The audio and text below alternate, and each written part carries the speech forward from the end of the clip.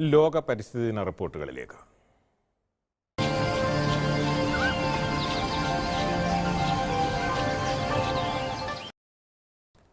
കാടിനെയും പക്ഷികളെയും അടുത്തു പരിചയപ്പെടുത്തുകയാണ് തൃശൂർ മതിലകം സ്വദേശിയായ ഷാജു. വീടിന്റെ ചുറ്റുവട്ടം കാണുന്ന പക്ഷികളെ ക്യാമറയിൽ ചിത്രീകരിച്ച് പേരും വിവരങ്ങളും അടക്കം കുട്ടികൾക്ക് പരിചയപ്പെടുത്തുകയാണ് ഈ സ്റ്റിൽ ഫോട്ടോഗ്രാഫർ.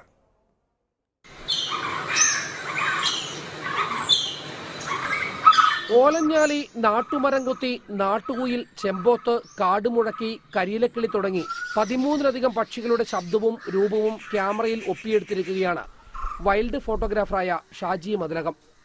കാട്ടിലും നാട്ടിലും കാണുന്ന പക്ഷികളെയാണ് ഷാജി ക്യാമറയിൽ പകർത്തിയത്. ലോക്ക്ഡൌൺ കാലത്ത് വീടിനു ചുറ്റും വന്ന പക്ഷികളെ ദിവസങ്ങളോളം കാത്തിരുന്നാണ് ഷാജി ക്യാമറയിലാക്കിയത്. അതിന് ശബ്ദവും രീതികളും ഒപ്പിയെടുത്തു. ഓരോ പക്ഷികളുടെയും പേരും സ്വഭാവവും രേഖപ്പെടുത്തി കുട്ടികൾക്ക് അറിവ് നൽകുകയാണ് ഷാജിയുടെ ലക്ഷ്യം. അതുവഴി പ്രകൃതിയെയും പക്ഷികളെയും സ്നേഹിക്കാനുള്ള പാഠവും.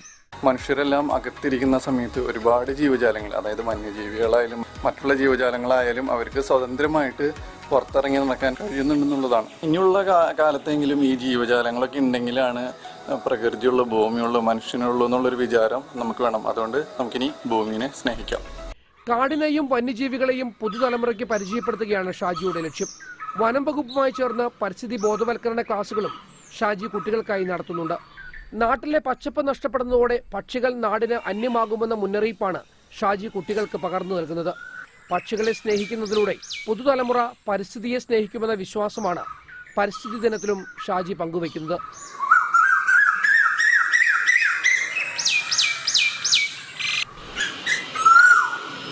മനോരമ ന്യൂസ്, തൃശൂർ.